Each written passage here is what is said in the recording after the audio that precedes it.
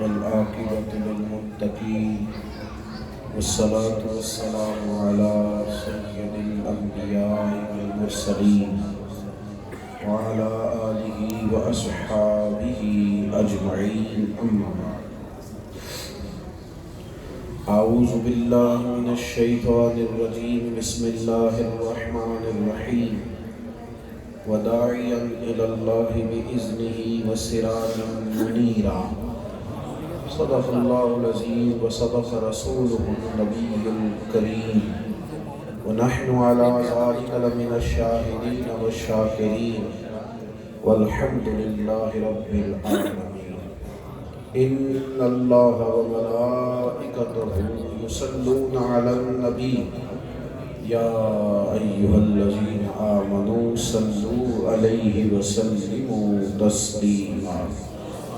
اللهم صل على سيدنا ومولانا محمد معدن الجود والكرم وآله وصحبه وبارك وسلم. الصلاة والسلام عليك يا سيدي يا رسول الله وعلى آلك وأصحابك يا سيدي يا حبيب الله. سارے حضرات درود شریف پڑھیے سارے. الصلاة والسلام عليك يا سيدي يا نبي الله وعلى آلك وأصحابك يا سيدي يا نور الله. تمام تعریفیں حمد و ثنا اللہ تعالیٰ جل مجدہ الکریم کے لیے.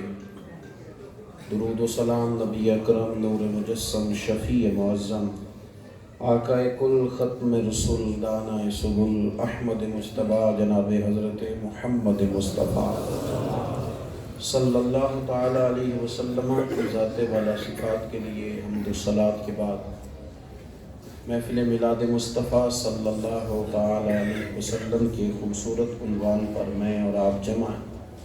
اللہ ہماری حاضریوں کو قبولیت کا درجہ عطا فرمائے. اللہ تعالیٰ ہمارے گناہوں کو معاف کر دے. اللہ ہماری غلطیوں سے درگزر فرمائے. دوستو، انسان کے جو عقائد ہوتے ہیں نا، جو اس کے نظریات ہوتے ہیں، اسی کی بنیاد پر اس کی زندگی گزرتی ہے. اگر فکری طور پر انسان کمزور ذہن کا ہو، کچا ہو، بلبلا ہو، تو اس کے اعمال بھی اسی طور طریقے کے ہوتے ہیں. اگر انسان نظریاتی طور پر، فکری طور پر ایک پختہ مزاج انسان ہو، پھر اس کے لیے جینا آسان ہو جاتا ہے. ہم یہ دیکھتے ہیں کہ لوگوں کے ذہنوں میں جو فکری کمزوریاں آئی ہیں اور عقیدوں کے اندر جو ناپختگی پیدا ہونے لگی ہے، اس کی وجہ سے اعمال بھی کمزور ہو گئے. یہ جو ہمارا عمل ہوتا ہے نا، جو کام ہم کرتے ہیں، یہ کام اصل نہیں ہوتا. اصل اس کے پیچھے کوئی سوچ ہوتی ہے. وہ سوچ ہم سے کوئی عمل کراتی ہے. کوئی آدمی کسی سے محبت کر رہا ہے، وہ تحفہ دے رہا ہے، وہ اس کا استقبال کر رہا ہے، وہ آگے بڑھ کے اسے مل رہا ہے، تو اس کے پیچھے ایک سوچ ہے. وہ سوچ یہ ہے کہ وہ اس آدمی کو کوئی اچھا آدمی سمجھتا ہے، اسے کوئی بھلا آدمی جانتا ہے. یہ سوچ اگر پیچھے نہ ہوتی تو نہ یہ آگے بڑھتا، نہ یہ اسے کوئی تحفہ دیتا، نہ اس سے کوئی پیار کرتا.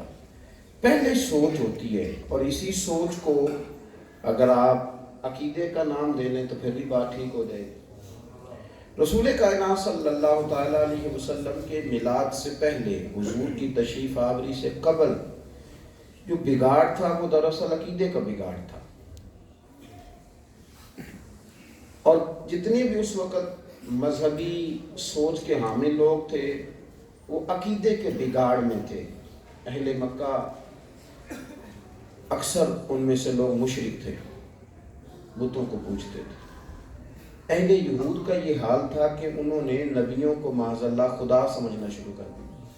حضرت عزیر علیہ السلام کو انہوں نے اللہ کا بیٹا کہا، اور اس کی شہادت خود قرآن پاک دیتا ہے. عیسائیوں کا یہ حال تھا کہ وہ حضرت عیسیٰ روح اللہ علیہ السلام کو اللہ کا بیٹا کہتے ہیں.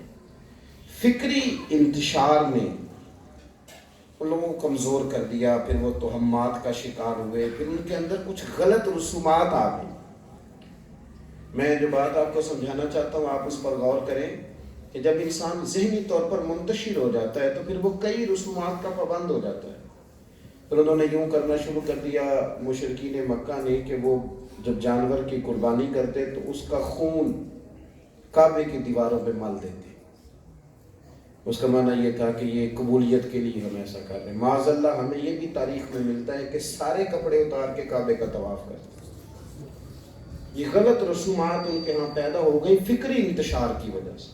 فکری اللہ تعالیٰ نے جو میرے نبی پاک صلی اللہ علیہ وسلم کو شانیں دے کر بھیجا نا، ان میں سے میرا رب فرماتا ہے میرے محبوب کی شان یہ ہے کہ داعیاً الی اللہ وداعیاً الی اللہ بإذنہ، یہ تمہیں اللہ کی طرف دعوت دیں گے اور اللہ کے اذن سے اللہ کی طرف دعوت دیں گے۔ میں نے انہیں داعیہ الی اللہ بنا کے بھیجا ہے، وَسِرَاجًا مُنِیرًا، اور میں نے محبوب کو چمکتا ہوا آفتاب بنا کے بھیجا ہے۔ ایسا نہیں ہے کہ حضور داعیہ الی اللہ ہیں، روشنی دے رہے ہیں تو روشنی کوئی محدود ہے، یہ نور کوئی محدود ہے، ایسا نہیں، یہ سراج منیر ہے، چمکتا ہوا آفتاب۔ سورج چڑھ جائے نا جب تو روشنی ہر جگہ پہنچاتا ہے، بس کسی کی اپنی مرضی ہے کہ وہ اندر داخل ہو کے پہلے دروازہ بند کرے، پھر پردہ بھی ٹھیک کر لے، پھر کنڈی بھی اندر سے لگا لے اور روشنی کو اندر آنے نہ دے، تو یہ اس کی اپنی مرضی ہے۔ ورنہ جب آفتاب چڑھ جاتا ہے تو بخل نہیں کرتا، وہ ہر جگہ اپنا نور لوگوں کو دیتا ہے۔ اعلیٰ حضرت بریلوی رحمۃ اللہ تعالیٰ علیہ نبی پاک کی بارگاہ میں عرض کرتے ہیں، کہتے ہیں ماہ مدینہ اپنی تجلی عطا کریں۔ سبحان اللہ۔ کہتے ہیں حضور یہ جو چاند سورج کی روشنی ہے یہ تو پیر دو پیر ہیں، ختم ہو جائیں گی، ہمیں تو چاہیے آپ کی روشنی۔ فرماتے ہیں ماہ مدینہ اپنی تجلی عطا کریں، یہ ڈھلتی چاندنی تو پہر دو پہر کی ہے، یہ ڈھلتی چاندنی تو پہر دو پہر کی ہے، یہ تو تھوڑے وقت کے لیے اپنی تجلی دے یا رسول اللہ۔ تو حضور صلی اللہ علیہ وسلم نے جو کمال کیا ہے نا وہ ہے ہمارے عقیدوں کی اصلاح، اور یہ بھی آپ اعمال کے بغیر گزارا نہیں، لیکن نجات کی بنیاد عمل نہیں، نجات کی بنیاد عقیدہ ہے۔ عقیدہ ٹھیک ہوگا تو بچ جائیں گے۔ حضور نے فرمایا جو لا الہ الا اللہ محمد رسول اللہ صلی اللہ علیہ وسلم کی گواہی دے اور اس پر مر جائے اللہ اسے جنت عطا کر دے گا۔ تو آپ فکری طور پر کبھی کمزور نہ ہوں، مسلمان نظریاتی طور پر کبھی کسی وہم کا شکار نہ ہو، وہ پختہ رہے۔ آپ کی پختہ ذہنی، میں بڑے درد سے بات کر رہا ہوں، میرے درد کو سمجھیے گا، آپ کی پختہ ذہنی پختہ اعمال کو جنم دے گی۔ اور اگر آپ کمزور ہیں، لڑکھڑا رہے ہیں، پتہ نہیں کیا ٹھیک ہے، پتہ نہیں کیا غلط ہے، پتہ نہیں ٹھیک ہے کہ نہیں، پتہ نہیں چلنا چاہیے کہ نہیں، تو پھر سونا تہذیب حاضر کی گرفتار، غلامی سے بدتر ہے تیری بے یقینی۔ اقبال کہتے ہیں غلامی سے بدتر ہے پھر تیری یہ بے یقینی۔ فکری طور پر مضبوط۔ آج ہمارے ہاں انتشار پیدا کرنے کا کام سب سے زیادہ کیا جاتا ہے، ہر بندہ ہمیں شک میں ڈالتا ہے، کوئی کہانی سنا جاتا ہے، کیونکہ اب زیادہ تر لوگوں کو شوق ہے کہ سٹائل ذرا ہٹ کے، یعنی جو باتیں سارے کر رہے ہیں وہ نہیں میں نے کرنی، میں نے کوئی انوکھی کرنی ہے۔ کوئی انوکھی بات کر کے وہ چلے جاتے ہیں، وہ تو چلے جاتے ہیں، پیچھے بندے بیچارے پریشان رہتے ہیں کہ پتہ نہیں اب یہ کیا کہہ گیا۔ اور چونکہ دور ہے نکتے بیان کرنے کا، فلسفہ بیان کرنے کا، سیدھا سیدھا قرآن و سنت کا ترجمہ تو بیان کرنے کا مزاج نہیں، تو وہ چونکہ ہم فکرے چھوڑنے کے عادی ہو گئے، یعنی آیت لوگ سنا رہے ہوں تو لوگ اس سے پہلے اتنی تمہید نہیں باندھتے، لیکن آج ہمارے ہاں جو شہنشاہ نکابت ہوتے ہیں نا، اللہ ماشاء اللہ، وہ کہتے ہیں جملہ دینے لگا، کیا کرنے لگا ہوں، سنا ہے کبھی آپ نے؟ اور میری طرح خطیب بھی کہتا ہے تگڑے ہو جاؤ میں جملہ دینے لگا ہوں۔ بھئی تو جملہ نہ دے، تو کوئی قرآن پاک کی آیت دے، تو رہن دے جملہ اپنے پاس رکھ، تو ہمیں مصطفیٰ کریم کا کوئی فرمان دے، تیرے جملے کو ہم کیا کریں گے؟ تو ان چیزوں نے انتشار پیدا کیا، اور فکری طور پر یہی کام ہمارے اینکروں نے کیا ٹی وی پر بیٹھ کر۔ اب پتہ ہے مفکر کس طرح کے بٹھائے ہیں ٹی وی چینل والوں. مفکر دیکھیں نا, مجھے ٹی وی چینل والے تب لیں گے جب میں ان کی مرضی کی بات کروں گا. میری بات کی سمجھ آ رہی ہے؟ تو وہ تو بلائیں گے اس کو جو ان کی مرضی کی بات کرے گا. یہ پچھلے دنوں میں جب یہ بیماری پھیلی ہوئی تھی تو ایک مفکر کو بلا لیا. وہ کہنے لگا جی قربانی تو ایک بھی ہو سکتی ہے. علامتی طور پہ اسلام آباد میں قربانی کے دن تھے نا, تو حکومت ایک قربانی کرتے سب کی طرف سے ہو گئی. ایک صاحب نے یہاں تک کہہ دیا یہ فکری انتشار ہے اور لوگ فٹافٹ قبول کر لیتے ہیں, سوچتے بھی نہیں. کہنے لگے جی یہ باندھے صدر میں ایک امام نماز پڑھا دے, باقی سارے اس کے پیچھے صفحے باندھ رہے ٹی وی پہ. یہ آن لائن بات ہو رہی ہے اور وہ جو اینکر صاحب سوال جو آپ کر رہے ہو کہہ رہے ہیں ٹھیک ہے بالکل آپ صحیح نقطہ میں. اب سہولت جو ہے اس بیوقوف کو یہ نہیں پتا کہ گجرات گجرانوالہ سے کراچی مغرب کی نماز کا تقریباً آدھے گھنٹے کا ویسے ہی فرق ہے. تو اسی انہوں نے ڈیگرے نہیں پڑھا دینی یہ مغرب کی نماز ایک جو پڑھانی ہے اسلام آباد سے, لیکن کوئی بندہ سوچنے کو تیار ہے. انہوں نے کہہ دیا لہٰذا کہ وہ جی دیکھیں جی وہ بھی تو آیت پڑھ رہا ہے. اب کیا کرتے ہیں, انتشار پیدا کرتے ہیں. آپ لوگوں کے اندر اس طرح کی باتیں پھیلاتے ہیں جس سے لوگ فکری طور پہ کمزور ہوں. ایک یہ طبقہ ہے, یہ پڑھے لکھے لوگوں کے بابے ہیں. یہ بابے ہوتے ہیں نا جی, یہ پڑھے لکھے لوگوں کے بابے ہیں جو پڑھے لکھے لوگوں کو دو چار لفظ ایڑے ترچھے انگریزی کے بول کے ان کو گمراہ کرتے ہیں. ایک ان پڑھ لوگوں کے بابے ہیں, وہ نیڑے ہوں گل مکاندے لوگ کہتے ہیں تینوں کسی نے کچھ کیتا ہے. وہ ایک اللہ کی انتشار ہے. اب وہ کسی کو کہہ رہے ہیں 6 کلو گوشت لے آ, کسی کو کہہ رہے ہیں تو 11 کلو گڑ لے آ, کمال ہو گئی. تینوں کسی نے کچھ کیتا ہے, وہ بھئی کنے کیتا ہے, کہندا ہے مینوں حکم نہیں, مینوں تے شرارت کا حکم سی وہ میں کر چھڑی. اب سوچتے رہو کس نے کیا ہے. کب یہ سارے لوگ فکری طور, یعنی میرا پڑھا لکھا نوجوان آج بھی کہتا ہے, سیانا بندہ وہ آج بھی کہتا ہے کہ مجھے نہ بلی کالی بلی رستہ کاٹ جائے تو کام نہیں ہوتا. تو میں کئی دفعہ عذرائے محبت کہا کرتا ہوں کہ کالی بلی رستہ کاٹ جائے تو منزل دور ہو جاتی ہے, تو اگر کالی گاڑی کاٹ جائے تو کئی دفعہ ہمارے آگے سے کالی گاڑی رستہ کاٹ جاتی ہے, تو پھر بندہ منزل پہ پہنچتا ہے کہ نہیں. کیا مطلب عجیب توہمات ہیں. سنیں, حضور نے ہمیں فکری طور پر مضبوط کیا. نبی پاک نے ہماری توجہ ہمارے رب کی جانب کرائی. وَتَعَيَّنْ إِلَى اللَّهِ بِإِذْنِهِ, فرمایا تم نے بھروسہ بھی اپنے رب پہ کرنا ہے, توکل بھی اپنے رب پہ کرنا ہے, امیدیں بھی اپنے اللہ سے لگانی ہے. تم نے بندوں سے نہیں ڈرنا, ڈرنا بھی اپنے رب کریم سے. اور فرمایا تم نے سیاست کر کے اپنے دائیں بائیں لوگ نہیں جمع کرنے, بلکہ اللہ کی مدد حاصل کرنے کی کوشش کرنی. اللہ کی مدد. دیکھیے حضور تربیت کس طرح کرتے تھے اور اس کا رنگ قرآن پاک بیان فرماتا ہے. نبی پاک صلی اللہ علیہ وسلم حضرت صدیق اکبر رضی اللہ تعالیٰ عنہ کے ساتھ غار ثور میں, 2 لوگ ہیں غار ثور میں, تلوار بھی کوئی نہیں, نیزہ بھی کوئی نہیں, اسلحہ بھی کوئی نہیں, کوئی چیز نہیں. جو دشمن ہیں پکڑنے والے, گرفتار کرنے والے, وہ غار ثور کی دیوار تک آ گئے. جن لوگوں نے غار ثور دیکھی ہے بڑے سوراخ تک وہ آ گئے. اب رستے میں رکاوٹ کیا ہے, مکڑی نے جالا بن دیا ہے. مکڑی کا جالا وہ رکاوٹ ہوتی ہے کہ پھونک مارے توڑ جاتا ہے, یہ رکاوٹ ہے. وہ آ گئے. میری بات کو آپ نے سمجھنا ہے, یعنی مسلمان کو رسول کائنات علیہ السلام کتنا کو مضبوط کرتے ہیں اور کتنی کو اسے قوت دیتے ہیں ذہنی طور پر. میں ایک مثال یہاں دیا کرتا ہوں کہ ڈاکٹر نے کہہ دیا کہ آپ نہیں بچیں گے, پرسوں چلے جائیں گے. اب کچھ ایسے ہیں جو بالکل پرسوں جانا ہے وہ آج ہی چلے جاتے ہیں. وہ کہتے ہیں پرسوں جو مرنا ہے تو آج ہی مر گئے سوچ کے. کچھ ایسے لوگ تھے جنہیں ڈاکٹر نے کہا آپ نہیں بچیں گے. انہوں نے کہا تو ٹھیک کہتا ہے, پر جو کہتا ہے اپنے علم کے مطابق ہی کہتا ہے. یہ تیرا علم کہتا ہے, تیرا علم کہتا ہے میں پرسوں مر جاؤں گا, پر ہونا تو وہ ہے جو میرا رب کریم چاہے گا. یہ ستھرے عقیدے والے لوگوں کا یہ رویہ, یعنی یوں سمجھ لیں کہ یہ دروازے تک آ گئے وہ پکڑنے والے. میری بات کی سمجھ آ رہی ہے میرے دوستوں کو؟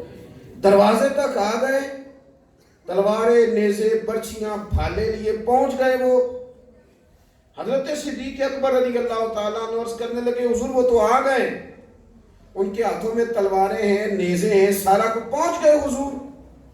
اگر انہوں نے جھک کر اپنے پیروں کی جانب دیکھا تو ہمیں پکڑ لیں گے, حضور سوچے بدلتے، اپنے غلاموں کو مضبوط کرتے۔ اللہ کرے ہمیں سمجھ آ جائے اس بات۔ اگر کبھی ہم سمجھ جائیں نا یہاں، تو آپ یقین کریں کہ ہمیں جینا آ جائے۔ نبی پاک صلی اللہ تعالیٰ علیہ وسلم نے بھلا کیا فرمایا؟ یہ قرآن مجید ہے، یہ سورۃ توبہ ہے۔ حضرت صدیق اکبر غمزدہ ہوئے، اور اپنے لیے نہیں، نبی پاک کے لیے۔ حضور آپ کو تکلیف نہ پہنچے تو قرآن کہتا ہے، حضور فرمانے لگے لا تحزن، غم نہ کر۔ حضور کیوں نہ غم کرو، نہ نیزہ نہ تلوار، نہ کوئی باہر فوج ہے، غم نہ کر تو کوئی دلیل تو ہونی چاہیے۔ لوگ کہتے ہیں جی وہ تو ٹھیک ہے پر دعاؤں سے تو نہیں نا انقلاب آئے گا، وہ تو ٹھیک ہے پر کوئی ذریعہ تو ہونا چاہیے۔ یہ سوچے ہیں جن کا وضو نبی پاک نے ہمیں کرایا ہے۔ رسول پاک فرمانے لگے لا تحزن، تو غم نہ کر۔ حضور کس بنیاد پر؟ فرمایا اس بنیاد پر کہ ان اللہ معنا، اللہ ہمارے ساتھ ہے، سبحان اللہ، اللہ ہمارے ساتھ ہے، اس لیے غم کرنے کی ضرورت کو نہیں۔ سمجھ آئی آپ کو میری بات؟ کاش اگر آپ کو سمجھ آئی ہوتی تو رویہ اور ہوتا۔ اور دوست سمجھنا، حضور نے ہمیں کہا ہے کہ اللہ ہمارے ساتھ ہے، اللہ ہمارے ساتھ ہے۔ اور یہ صرف حضرت صدیق اکبر کے لیے نہیں کہا، یہ قیامت تک کے لیے حضور نے کہہ دیا۔ آپ اٹھا کے دیکھیں امام طبرانی کو، فرمایا الدعاء صلاح المومن، مومن تم کو لوارث نہیں تو رب کا ماننے والا ہے۔ تیرے پاس ایک تلوار وہ ہے، ایک اسلحہ وہ ہے جو کافر کے پاس ہے ہی نہیں۔ یا رسول اللہ وہ کیا؟ فرمایا جب تو دعا مانگتا ہے تو سب سے بڑا ہتھیار استعمال کر۔ یہ سب سے بڑا ہتھیار ہے، سب سے بڑا ہتھیار، سب سے بڑا ہتھیار ہے یہ۔ جب تو دعا مانگتا ہے تو حضور نے ہمیں اللہ کے ساتھ، جو ہم نا بلا وجہ چودھریوں کی گاڑیوں کے پیچھے بھاگتے ہیں، ہم بلا وجہ اپنے آپ کو کمزور کرتے ہیں، ہم وہاں سے مدد طلب کرتے ہیں جہاں ہے ہی نہیں، ہے ہی نہیں۔ آپ کا اور میرا دھیان میرے محبوب نے رب کریم کی طرف کرایا ہے۔ سبحان اللہ۔ کیونکہ میں موضوع کچھ اور بیان کر رہا ہوں تو کسی غلط فہمی کا شکار نہ ہونا۔ یہ جو اللہ والوں کی مدد ہے نا، اس کو ہم غیر اللہ کی مدد کہتے ہی نہیں۔ اللہ کا بندہ جب کسی کی مدد کرتا ہے تو وہ مدد دراصل اللہ ہی کی مدد ہوتی ہے۔ تو اس لیے جو بات عرض کر رہا ہوں وہ میں فکری طور پر آپ کو کچھ سمجھانا چاہتا ہوں، جہاں کہہ رہا ہوں نا وہی رہنا۔ ہم بڑی جلدی پھسل بھی جاتے ہیں نا، اور پھر چونکہ آج کل تقریروں کا نہیں کلپوں کا دور ہے، تو پتہ نہیں پیچھے آگے سے کاٹ کے بیچ میں سے کیا بنا لیا جاتا ہے۔ اس لیے میں آپ کو وضاحت کر رہا ہوں، سن لیں۔ تو نبی پاک صلی اللہ علیہ وسلم ہمیں تو ہم دیکھو کبھی بھی کسی وہم کا شکار نہیں ہونا۔ ہمارے یہاں نا لوگ کھینچ کھانچ کے کرامتیں بناتے ہیں، یہ ہو گیا تو پھر یہ ہو گیا۔ میں کیونکہ میرا الحمدللہ نہ صرف یہ کہ خانقاہی نظام سے میرا تعلق ہے، بلکہ میں سمجھتا ہوں کہ دین کی اشاعت کے لیے مضبوط ترین ذریعہ خانقاہی نظام ہے۔ لیکن وہاں جو ہم نے توہمات پیدا کر دی ہیں وہ ٹھیک نہیں ہے، ان سے بچنا ہے۔ مجھے تو کئی دفعہ کہنے کو دل کرتا ہے لوگوں کو کہ یہ جو نظام خانقاہی ہے یہ دراصل نظام ہے جو ہماری صحیح تربیت کرتا ہے۔ یعنی باقی تو لوگ توحید پڑھاتے ہیں نا، اور جو صوفی ہوتا ہے وہ توحید کا مزہ چکھاتا ہے، یعنی مزہ آتا ہے کہ دراصل توحید کیا ہے، وہ لطف دیتا ہے۔ ہمارے ہاں نا کچھ توہمات ہیں۔ میں ایک جگہ پہ چلا گیا، میرے کچھ احباب میرے ساتھ منسلک تھے، تو مجھے کچھ نذرانہ دینے لگے۔ تو مجھے اپنی ضروریات کا پتہ ہے، میں اس کے اندر چیزوں کو مینج کر لیتا ہوں، اور کوشش کرتا ہوں کہ اللہ تعالیٰ طبیعت کو لالچ سے بچائے، اور کبھی کوئی وسوسہ آنے بھی لگے تو اسے کنٹرول کرنے کی کوشش کرتے ہیں اللہ کی مدد سے۔ میں نے ان سے کہا کہ مجھے نہیں چاہیے یہ اتنا سارا، آپ غریب لوگ ہیں تو بس ٹھیک ہے 100-200 روپیہ دے دیں، کام چل جائے گا، اللہ نظام چلانے والا ہے۔ تو وہاں ایک بوڑھے آدمی تھے تو انہوں نے بڑی عجیب بات کر دی، کہنے لگے پیر صاحب ہے ساڈے گوانڈیاں دے پیر صاحب ناراض ہو گئے سن تو انہوں دی مجھ مر گئی۔ ہنسنے کے لیے رونے کے لیے سنا۔ یہ ہم نے کیا ذہن بنا لیا ہے کہ پیر ناراض ہو جائے تو مجھے بتائیں، کافر اللہ کو نہیں مانتے تو کیا اللہ نے مار دی ان کی ساری چیزیں؟ یہ کیا مطلب ہم نے بات توڑ دی ہے؟ پیر صاحب ناراض ہوں تو کچھ نقصانات ہوتے ہیں جو بڑے سخت ہیں پر وہ روحانی ہوتے ہیں۔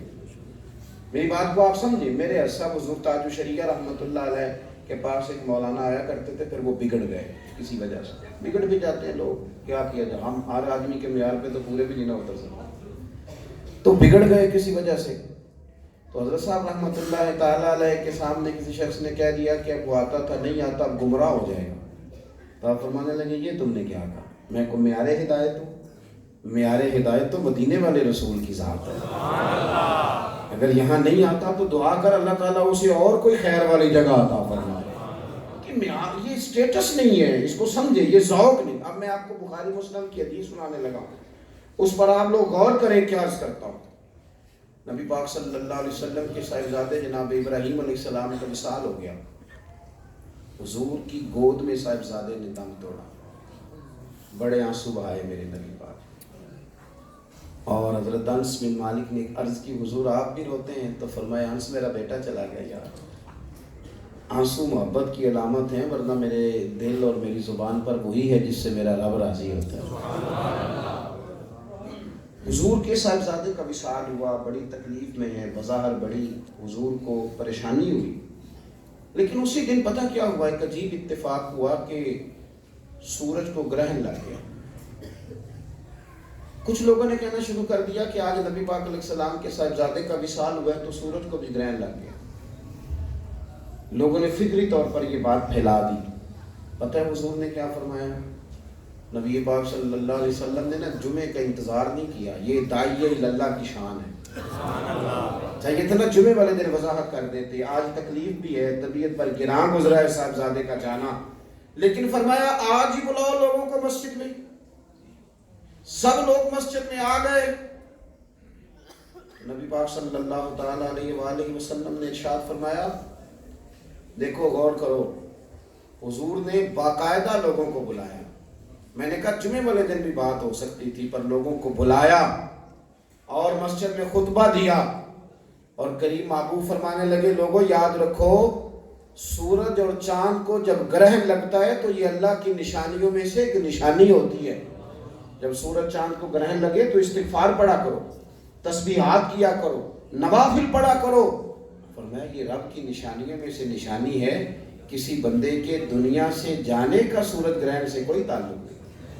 اتنی بڑی تربیت، اتنی بڑی ذمہ داری کہ آج ہی وضاحت کرنا ضروری جانا.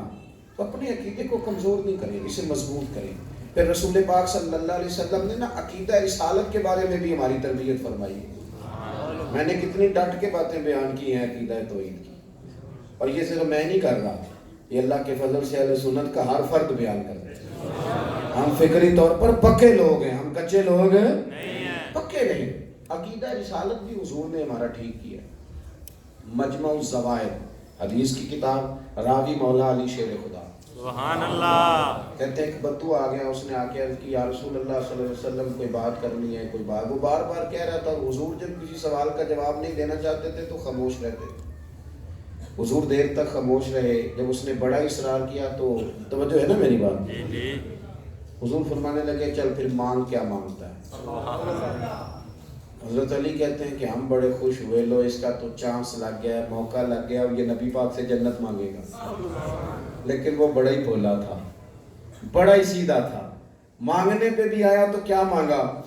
کہنے لگا جی میں نے سفر کرنا، مجھے ایک اونٹ دے دے. حضرت سلطان باؤ سے کسی نے کہا کہ بڑے مرید کرتے ہیں آپ. کبھی کبھی یہ مرید بھی بڑے پریشان کرتے ہیں. آپ بڑے مرید کرتے ہیں، ہزاروں لوگ روز آتے ہیں. تو سلطان باہو رو پڑے. وہ بڑا غلط آدمی ہے کہ جس کی وجہ سے اس کا شیخ روئے یا پریشان ہو، یا اس کا باپ روئے یا پریشان ہو، یا اس کا استاد روئے اور پریشان. حضرت باہو رو پڑے، رو کے فرمانے لگے اور رب دا طالب کوئی نہیں دے ملے. ایک جو ملے ہے طالب زر دا، یہ تو دولت لینے آئے، دعا کرانا. رب دا طالب کوئی نہیں ملا. یہ تو آئے ہیں کہ چلو وہ تعویذ دے تاکہ دکان زیادہ چل جائے. مولا علی کہتے ہیں ہمارا خیال تھا کہ یہ حضور سے جنت مانگے گا. کہنے لگا اونٹ دے دے. فرماتے ہیں بڑا افسوس ہوا. حضور بھی مسکرائے کہ تو بارگاہ دیکھ اور اپنا سوال دے. کہاں کھڑا ہو کہ تو کیا مانگ رہا ہے؟ حضور نے نا ایک چانس اور دیا. فرمایا تجھے اونٹ دیا، چل کچھ اور بھی مانگ لے. بڑا ہی بھولا تھا، بڑا ہی بھولا تھا، بڑا ہی بھولا تھا. یہ کچھ بھولے ہیں پر اتنے سیانے بولے ہیں کہ روڑے بھی اپنے گھر میں ہی پہن. ہر وقت دولت کی فکر, ہر وقت پیسے کے. نبی پاک صلی اللہ علیہ وسلم نے فرمایا کچھ اور مانگ لے. کہنے لگا جی اگر کچھ اور دینا چاہتے ہیں تو اونٹ پہ ڈالنے کے لیے کجاوا بھی دے دیں. حضور زیر لب مسکرائے. مولا علی فرماتے ہیں ہمیں بھی خیال آیا کس طرح کا بندہ ہے. کریم رسول صلی اللہ علیہ وسلم نے فرمایا چل تجھے تیسرا موقع بھی دیا. باتیں نہ کریں جی, بڑی مہربانی, اللہ جزائے خیر. تیسرا موقع دیا, گویا گولڈن چانس ملا. حضور فرمانے لگے چل کچھ اور بھی مانگ لے, کچھ اور بھی مانگ لے. آپ اس بات کا مزہ تو لینا ذرا. گویا حضور فرما رہے ہیں مانگ لینا کچھ اور. بڑا ہی بھولا تھا, آخری چانس اور اتنا تگڑا چانس ملا تو کہنے لگا جی اور بھی دینا چاہتے ہیں نا تو میرا سفر بڑا لمبے, آنے جانے کا خرچہ بھی دے دیں. تو حضرت مولا علی فرماتے ہیں اب حضور نہ عقیدہ رسالت پر بات کرتے ہیں. اب حضور امت کو بتاتے ہیں کہ عقیدہ رسالت کس طرح کا ہونا چاہیے. حضور فرمانے لگے تجھ سے تو بنی اسرائیل کی وہ بوڑھی ہی اچھی تھی. یا رسول اللہ کون سی؟ فرمایا جناب موسیٰ علیہ السلام کو حکم ہوا تھا کہ ہجرت کرنے لگے ہو تو حضرت یوسف علیہ السلام کا تابوت بھی قبر مبارک سے نکال کے ساتھ لے جاؤ. حضرت موسیٰ نے معلومات کی کہ قبر کا کس کو پتہ ہے تو صرف ایک بوڑھی اماں کو پتہ تھا. آپ نے کہا اماں پتہ بتا دے حضرت یوسف کے مزار کا. تو کہنے لگی مفت نہیں بتاؤں گی. اماں کیا لے گی؟ تو بوڑھی کہنے لگی اگر حضرت یوسف کے مزار کا پتہ پوچھنا ہے تو پھر میں جنت میں وہ والا مکان لوں گی جس کے پڑوسی موسیٰ علیہ السلام. سبحان اللہ. میں حضور آپ میری بات کو سمجھیں. اگر میں نے وہاں بات کھول کے کی ہے تو پھر یہاں بھی تو کھول کے سنیں نا. سبحان اللہ. یہ کیا عقیدہ رسالت ہوا؟ کر کچھ نہیں سکتے, دے کچھ نہیں سکتے, بنا کچھ نہیں سکتے. یہ کیا بات ہے؟ یہ کس طرح کا فہم آپ لوگوں کو دے رہے ہیں؟ یہ کس طرح کے آپ لوگوں میں افکار پیدا کر رہے ہیں؟ میرے عزیز نبی پاک صلی اللہ تعالی علیہ وسلم فرماتے ہیں بوڑھی کہنے لگی جنت میں وہ والا مکان جس کے پڑوسی آپ ہوں. تو موسیٰ کہنے لگے اماں چل جنت مانگ, تو نے تو بہت اونچے محلے میں پلاٹ مانگ لیا ہے. سبحان اللہ. وہ تو نبیوں کے درجے بڑے براول برا ہیں, تو کہاں پہنچ گئی ہے؟ جنت دے دیتے پر اتنا اونچا مکان. کہنے لگی ٹھیک ہے اگر آپ نہیں دیتے تو میں نہیں بتاتی. پوچھنے کسی اور سے ہٹ گئی بوڑھی. تو کریم رسول فرماتے ہیں حضرت موسیٰ نے اللہ کی بارگاہ میں عرض کی مالک اب کیا کرنا ہے؟ تو رب کریم نے فرمایا موسیٰ کرنا کیا ہے؟ آپ انبیاء کے علاقے میں مکان دینے کا وعدہ آپ کر لیں اور جگہ میں عطا فرما دوں.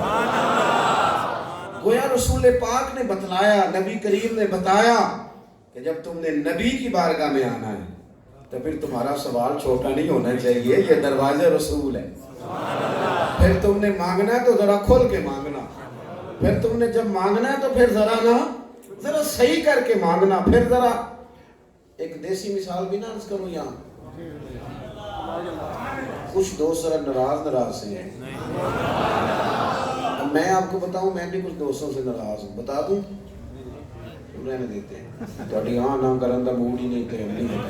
بتا دوں گی میں آیا ہوں کہ چلو میں ڈائریکٹ بات کروں گا. وہ پھر بھی موبائل کی آنکھ سے مجھے دیکھ رہے ہیں. یہ کام تو پہلے بھی چلتا ہی رہتا ہے. تو جب بندہ سامنے آیا بیٹھا ہو تو پھر تو چلو مطلب ادھر آ ستمگر ہونا رازما ہے. پھر تو تھوڑی سی مطلب لائیو بات سن لیا کریں. ویسے بھی ہم نے ساری قوم کو صاف ہی نہیں بنانا. اور بھی غم ہے زمانے میں محبت کے سوا. ہر بندہ اگر یہی کام کرے گا تو پھر باقی کام کون کرے گا؟ آپ میری بات تھوڑی سنیں, آپ سے بات کر رہا ہوں. نبی پاک صلی اللہ تعالی علیہ وسلم نے ہمارا عقیدہ ٹھیک کیا. عقیدہ رسالت کے معاملے ٹھیک کیا. فکری طور پر یاد رکھیں جب دروازے رسول سے مانگنا ہے تو پھر چھوٹی چیز نہیں مانگنا. میاں شیخ محمد شرک پوری رحمۃ اللہ علیہ کا ایک مرید تھا. دیسی مثال دینے لگا ہوں. اس نے بڑی خدمت کی, جاٹ برادری سے تعلق تھا, بڑی نوکری کی. تو میاں صاحب جب بھی پوچھتے کچھ مانگ لے تو کہتا جی بس شکر ہے الحمدللہ. ایک دن آپ فرمانے لگے بے لیا مانگ لے کچھ. کہتا جی حضور مانگ لا. تو شیر ربانی کو اللہ نے بڑی قوتوں سے نوازا. بڑے کامل صوفی تھے. فرمانے لگے کہنے لگا حضور مانگ لا. فرمایا منگو. توجہ ہے میری گل بات؟ کہتا حضور پھر میرا دل کرتا ہے کہ بالاں دی ماں ویڑے چ دودھ رڑکدی ہوئے.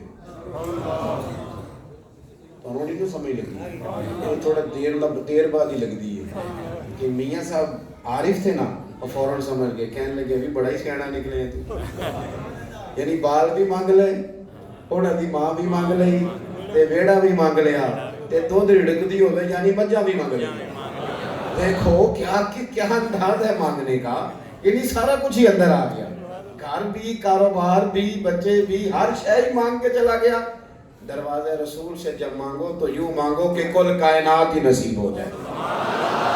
تھوڑا بہت کا معاملہ نہ حضور سے جو مانگا، نبی پاک سے جو مانگنا. جب کریم رسول سے مانگنا ہے تو پھر کوئی تھوڑا مانگنا ہے. پھر بریلی کے امام نے جو انداز دیا، کہنے لگے مانگیں گے، مانگے جائیں گے اور منہ مانگی پائیں گے. یعنی لوگ کہتے ہیں منہ مانگی تو نہیں نہ ملتی، پر اعلیٰ حضرت کہتے ہیں ایک جگہ سے ملتی ہے.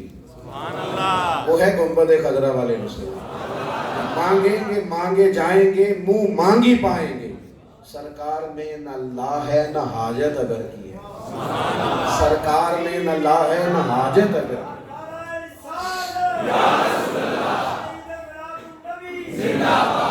نبی پاک صلی اللہ علیہ وسلم کے بارے میں فکری طور پر اپنے عقیدوں کو مضبوط رکھیں اور ہمیشہ. پھر حضور نے نا ہمیں آخرت کا عقیدہ بھی سمجھایا. ہمارے ہاں نا لوگ موت کے معاملے میں نا شروع میں تو تیاری نہیں کرتے، آخر میں جا کے تیاری کرتے ہیں. تو حال یہ ہو جاتا ہے کہ کچھ لوگوں کو میں نے دیکھا وہ نفسیاتی ہو جاتے ہیں. وہ کہتے ہیں قبر میں تو دروازے کوئی نہیں، کھڑکی کوئی نہیں، وہاں تو کمبل نہیں ساتھ لے کے جا سکتے، ٹھنڈ بڑی ہے، گرمیوں میں اندر کیسے گزارا کریں. ذہن اس طرح کا منتشر ہوتا ہے کہ ایک ہوتا ہے اللہ سے ڈرنا، وہ اور چیز ہے، اور ایک ہوتا ہے کہ خوف زدہ ہو جانا، پتہ نہیں میرے ساتھ کیا بنے گا. یہ منظر اور ہے. قبر کھڈا ہے، قبر گھڑا ہے، قبر بڑی خطرناک جگہ ہے. لیکن اس بندے کے لیے جس نے رب کریم کو ناراض کیا، جس نے ظلم کیے، غریبوں کا حق مارا، جس نے لوگوں کے دل توڑے. باقی جو مدینے والے رسول کے غلام ہیں، سبحان اللہ، ہاں ہیں نا وہ لوگ ہیں. آپ یقین کریں وہ لوگ ہیں جنہوں نے 35 سال مزدوری کی، مرتے وقت بھی ان لوگوں کے ہاتھوں پہ چھالے تھے، سبحان اللہ، محنت کر کے کھایا ہے، لیکن کسی کا انہوں نے کبھی حق نہیں مارا. تو ان لوگوں کے بارے میں جو اللہ سے ڈرتے رہے اور تھوڑے پہ گزارا کرتے رہے، ان کے لیے قبر کھڈا نہیں، ان کی قبر باغ ہے. سبحان اللہ، لگ رہے آپ کو سمجھ آئے. تو تصور میں نے کہا تھا کہ حضور نے جو ہماری سوچوں کو بدلا ہے. آپ حدیث سنتے غور غور کیا، یعنی باغ کے بارے میں تھوڑی دیر کے لیے سوچے نا، باغ کس طرح کا ہوتا ہے. یعنی پھلوں کا، پھولوں کا باغ. بڑا امیر بندہ بھی باغ میں نہیں رہ سکتا. حضور سید عالم علیہ السلام فرماتے ہیں قبر المومن روضۃ من ریاض الجنہ. فرمایا یہ جو میرے غلام ہیں نا، ان کی قبر باغ ہے، اور باغ بھی معمولی نہیں، جنت کے باغوں میں سے باغ، جنت کے باغوں میں سے باغ. یعنی آپ کو اگر کہا جائے کہ آپ کو باغ میں چھوڑ کے آنا ہے تو آپ ڈریں گے، پریشان ہوں گے. اور باغ بھی اتنا حسین، اتنا پیارا، اتنا میٹھا، اتنا سونا کہ اس باغ میں جو پہلی زیارت ہوگی وہ بددعا والے چہرے والے رسول کی. اتنا سونا باغ، اتنا پیارا باغ، پہلی زیارت حضور کی ہوگی. حضور نے ہماری سوچے. میں ترمذی کی حدیث عرض کرتا ہوں، ہر حدیث میں 3 ہی سوال ہیں، من ربک ما دینک ما کنت تقول فی حق حاضر. 3 ہی سوال. پر ترمذی شریف کی حدیث حضرت انس بن مالک راوی، اس میں ایک ہی سوال ہے، سبحان اللہ، زیادہ نہیں، ایک ہی سوال ہے کہ حضور فرماتے ہیں کچھ بھی نہیں ہوگا، بس میرے بارے میں پوچھا جائے. سبحان اللہ. اور ویسے بھی اگر 3 سوال بھی لیے جائیں تو پہلے سوال پہ سزا جزا کا معاملہ نہیں، دوسرے پہ بھی نہیں.